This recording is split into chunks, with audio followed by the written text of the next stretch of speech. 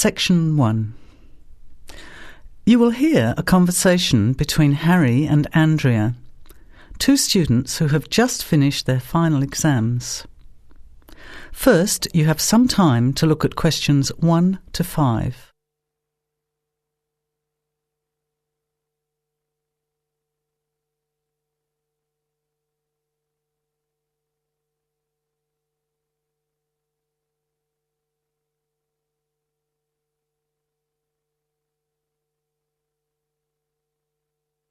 Notice that an example has been done for you.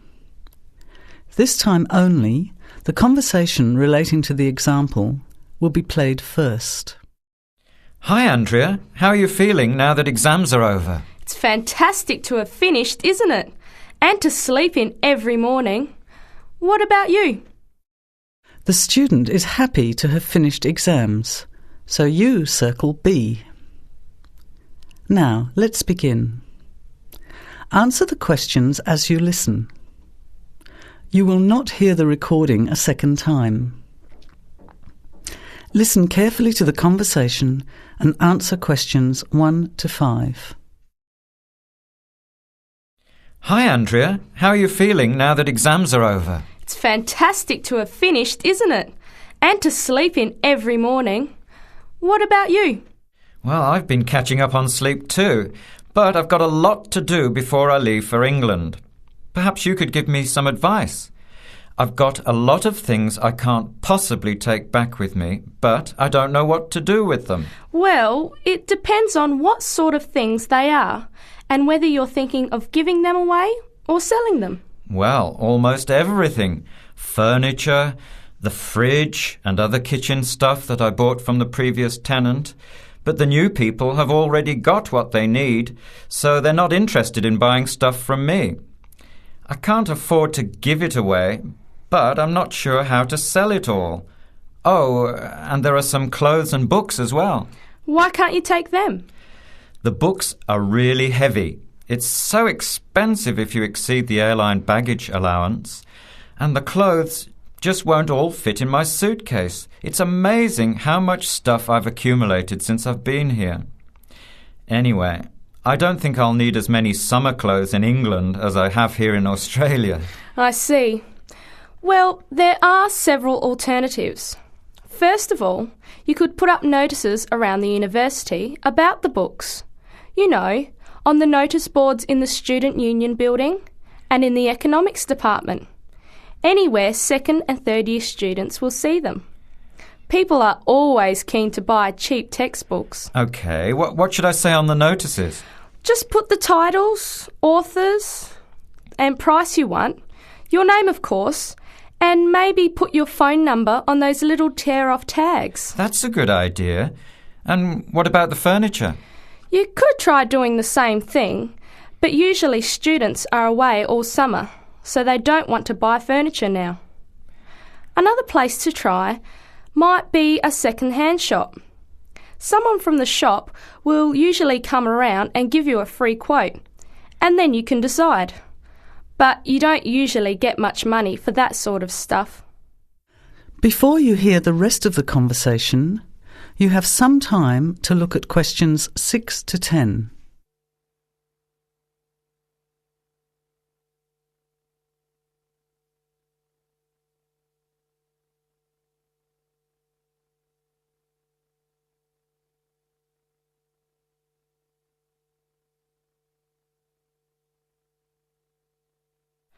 Another alternative is to put an advertisement in the Trading Post.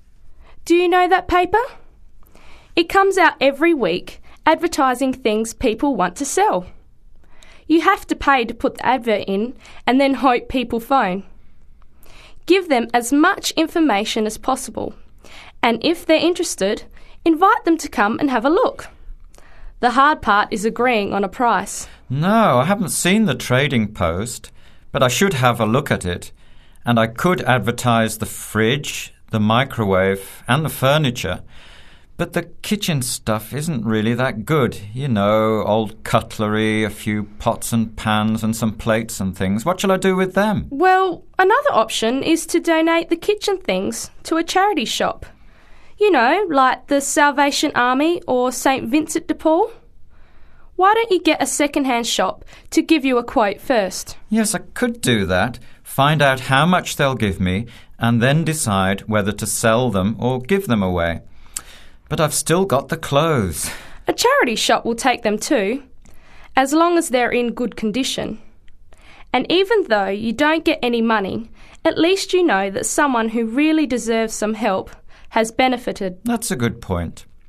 I'll advertise the expensive stuff, the furniture, and donate the clothes and kitchen stuff. Let's go and buy a trading post and you can help me write the advert.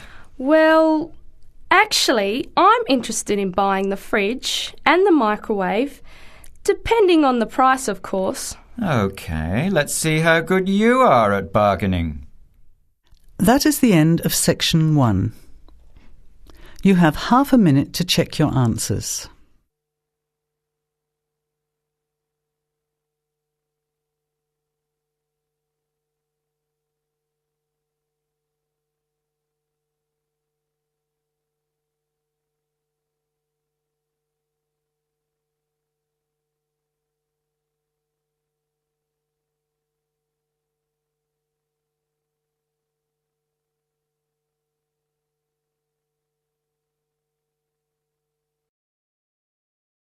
Now, turn to section 2.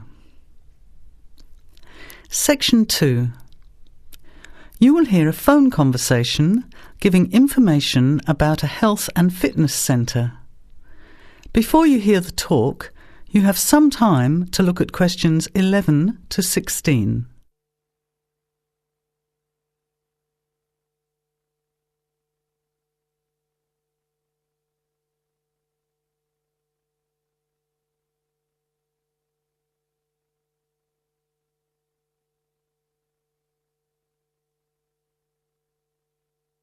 Now, listen carefully to the first part of the talk and answer questions 11 to 16.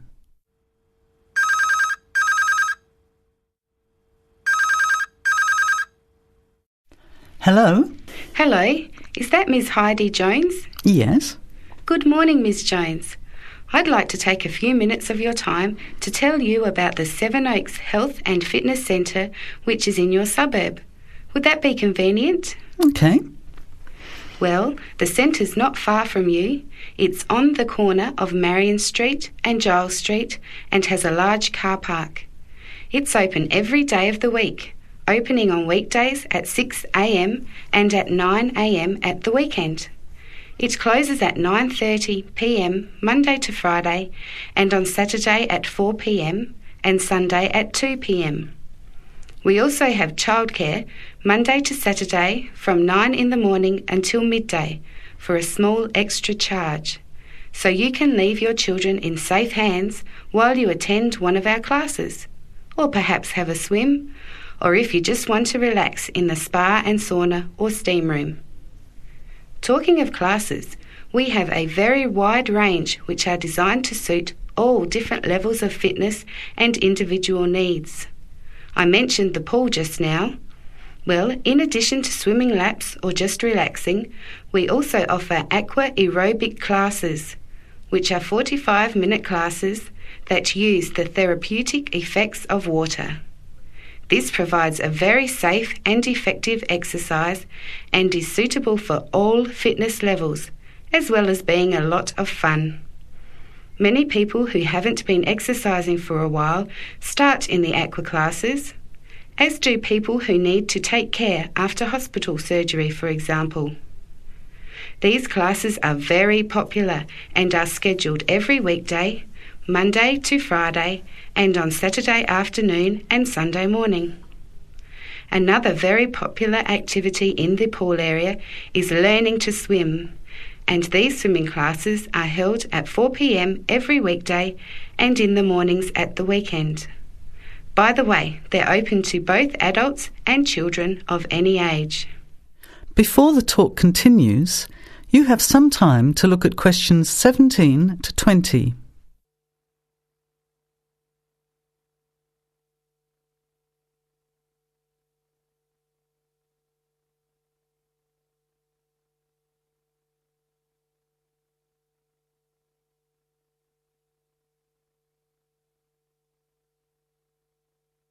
Now, as the talk continues, answer questions 17 to 20.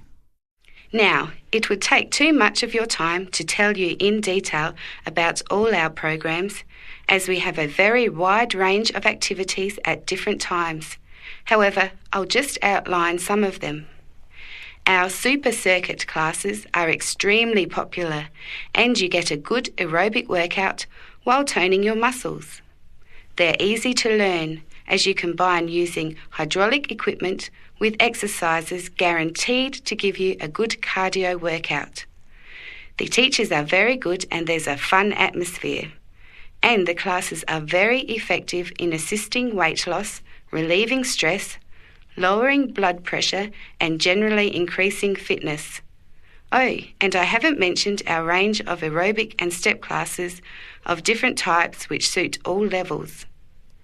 Our specially designed aerobics room holds over 55 people, and our highly qualified and trained staff can advise you as to which class might suit you.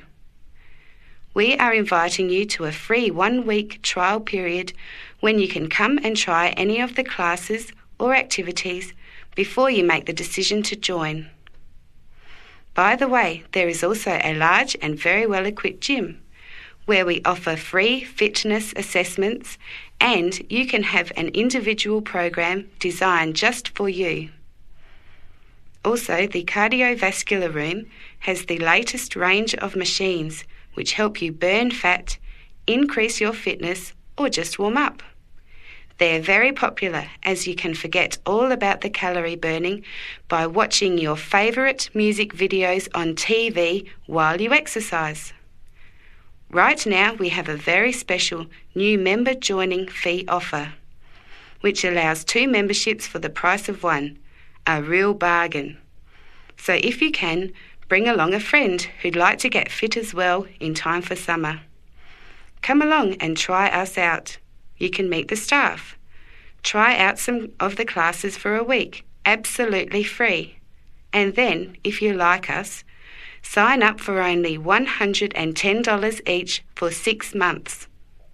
Thanks for taking the time to learn about the centre, and I hope we'll see you there soon, Heidi. I'll put one of our brochures in the mail for you right now. Bye for now.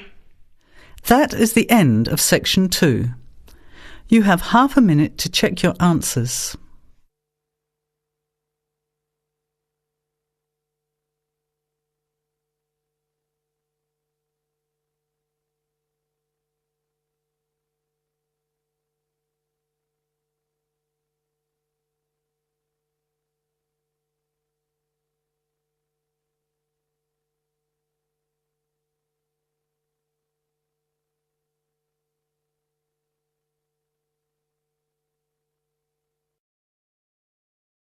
Now, turn to section 3. Section 3. You will hear 2 business studies students, Evelyn and Mark, preparing for a seminar presentation. Before you hear the conversation, you have some time to look at questions 21 to 25.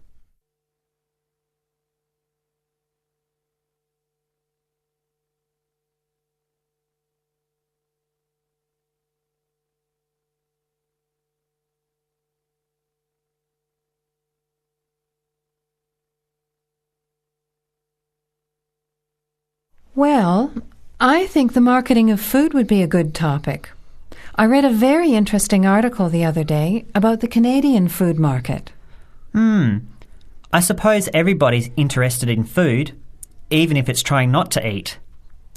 Why Canada? I know that's where you come from, but isn't it just all North America, really? No, that's why I thought this article was interesting. Although lots of U.S. companies are well established in Canada, and vice versa, there are still subtle differences between the 2 markets. It says here, the Canadian market is definitely not a northern clone of the U.S. I like that. And it says that if you understand these differences, it can have a big impact on successful food marketing. So I know that Canada has a big French-speaking population in Quebec. Is this what they're referring to? Not only French and English speakers, there are many different ethnic groups in Canada. It's really quite multicultural. For example, Toronto has large Asian and Italian populations, and Vancouver's got a large Asian population too. And because Canada's population is small, these groups make quite an impact, introducing new styles of cooking. So you can see lots of unfamiliar vegetables and things in the markets, and new restaurants are opening every day. It's great if you love trying out new foods, as many people do. Which kinds of food are becoming popular? Well, some Asian food, I'd say, has been popular for quite a while, like Chinese. But now, Southeast Asian restaurants are becoming very fashionable. Then there's Mediterranean, of course, such as Greek, Italian, and so on. But Caribbean and Mexican food is really taking off among young people these days. So are the supermarkets starting to stock the ingredients that are needed to prepare these foods at home? You know, all those unusual condiments and sauces. Yes, that's right. It's quite interesting going to the supermarket, isn't it? And noticing how they're introducing sections for foods of different nationalities. You can buy quite exotic products locally these days. The article mentioned that 80% of the Canadian retail market is controlled by 8 major national supermarket chains, so that when they introduce changes, they can happen quite rapidly. OK. Well, how are we going to organise this seminar then? I made some notes on the trends in the Canadian market, about changing tastes, and also patterns for where food is consumed. I thought maybe we could summarize it into a chart or table and maybe use the overhead projector to present it. Good idea. Maybe I could have a look for similar trends and tastes in Australia and the UK for comparison. Let's have a look at what you found. Before the conversation continues, you have some time to look at questions 26 to 30.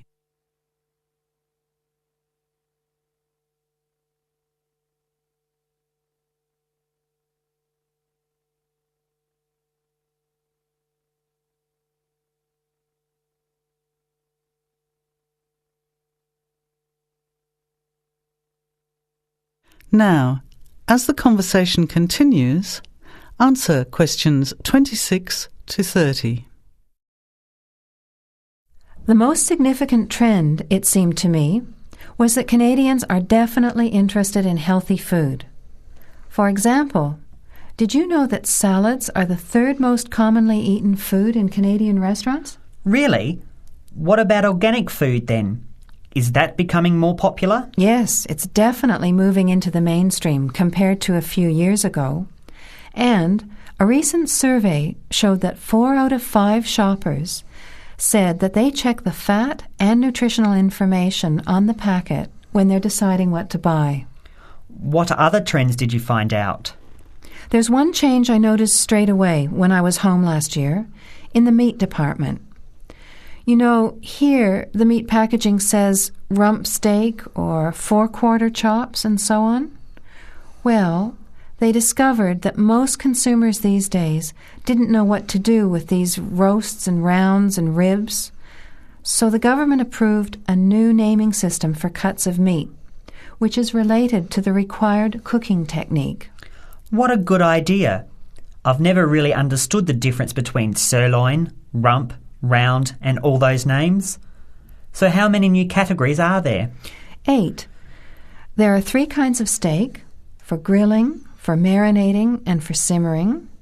And then there's what they call quick-serve beef, for stir-fries, I suppose. And premium oven roast, pot roast, and stewing beef. It's a great idea, isn't it? I hope it catches on here. I agree. Any other trends that you thought were significant? Well, what's really interesting is what the article called mobile meals. In other words, more and more Canadians are eating meals away from home, but not just eating more junk food. They're projecting a 40% increase in snack food sales over the next 3 years, and the growth is coming from healthy snacks. You know, the ones that have less cholesterol and fat, such as muesli bars, health food bars, and those types of products. Apparently, in the food marketing jargon, they're called nutritious portable foods, which means healthy snacks. The other major trend is that young people are doing more of the food shopping these days, so marketing has to be aimed more at them, as well as more conventionally at the mother. Thanks, Evelyn. I think we'll have an interesting discussion about these trends and the comparisons with other English-speaking countries. I'll see if I can get some information about them to compare with yours, and meet you on Friday to put it together. See you then. Bye. That is the end of section 3. You have half a minute to check your answers.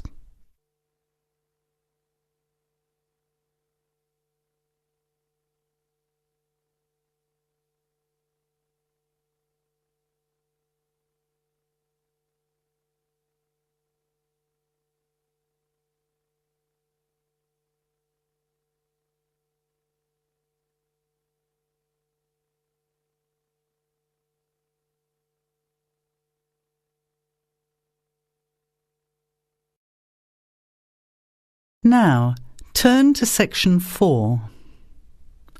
Section 4. You will hear a talk given by Dr. Miranda James. First, you have some time to look at questions 31 to 35.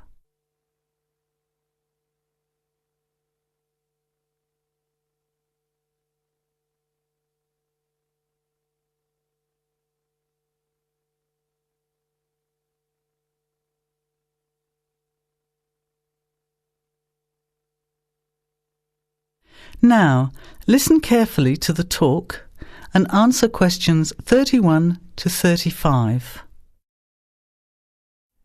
Good afternoon, everybody, and welcome to the first in a series of talks we have arranged for the Overseas Students Association this semester. Dr. James has very kindly agreed to speak to us today on the topic of public speaking, and judging from the large numbers of you here, it's clearly a subject of great interest and relevance. Dr. James. Hello. It's good to see so many of you here, and hopefully what I'm going to tell you will be useful to you both here at the university and in your future employment. Many people avoid speaking publicly, by which I mean in front of, say, 10 or more people. Not because they lack the ability, but mainly because they lack confidence, which is really only due to lack of practice. Today, as a consequence of the influence of television, audiences expect speakers to be relatively brief and to the point, in addition to being well-informed and interesting or entertaining. Probably the most important part of public speaking is what you do beforehand, by which I mean preparation.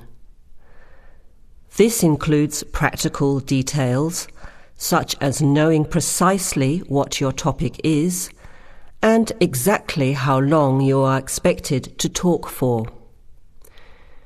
You should also plan the content thoroughly. A good strategy is to write out the content as you intend to say it, and then make brief notes, preferably on small cards, which you use to talk from. This way you sound more natural. You incorporate pauses while you look at your notes, and you can then look at your audience while you are speaking. Never read your speech without looking at the audience. Eye contact is a very important part of communicating with an audience. So deliberately move your head and look around at your audience. Pauses are important, as most people, when they are nervous, tend to rush through their speech. Now you have some time to look at questions 36 to 40.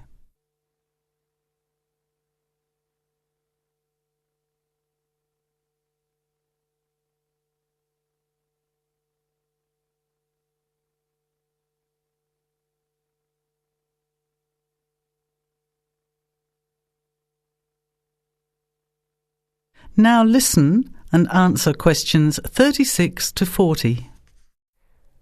Practice speaking slowly. This gives you more time to pronounce your words correctly. It's always easier for your audience to listen to someone whose speaking is clear and calmly paced, so that they can understand the ideas being explained. And the bigger the group, the more slowly you should speak. Remember to project your voice, speaking clearly to the person furthest away from you. It's a good idea to rehearse and record yourself. Pay attention to your intonation when you listen to yourself. It's even harder if you're speaking in a second language, I would imagine. But there's nothing worse than listening to a flat, monotonous voice. So try to vary your tone and rhythm. This will add meaning to your words. Lastly, pay attention to both your posture and your gestures. A confident person stands or sits in a small group with their head up, chin out, and shoulders back. Try to avoid scratching or fiddling with your hair or beard, or pens, jewellery, and so on. These movements can distract and irritate your audience. Yet you may be unaware of them yourself. Another reason for rehearsing, preferably with feedback from a friend, or better still, on video. I hope these few tips will make your experience of speaking in public a little easier. Remember, practice makes perfect. That is the end of section 4. You now have half a minute to check your answers.